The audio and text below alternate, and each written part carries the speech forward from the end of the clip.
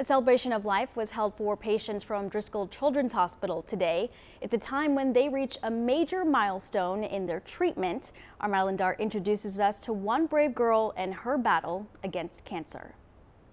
Among the water slides and delicious snacks, two teenagers celebrating their battle against cancer with their doctors and loved ones. It's definitely a good way to celebrate. One patient, Caitlin Jankowski, remembers the 4 years she spent at Driscoll Hospital's oncology unit.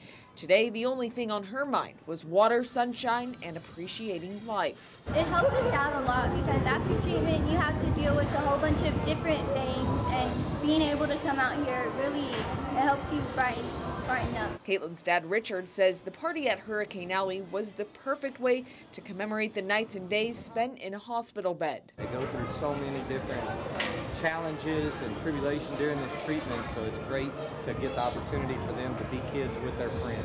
The celebration is a part of an auction package from La Fiesta de los Niños, then organized by Driscoll.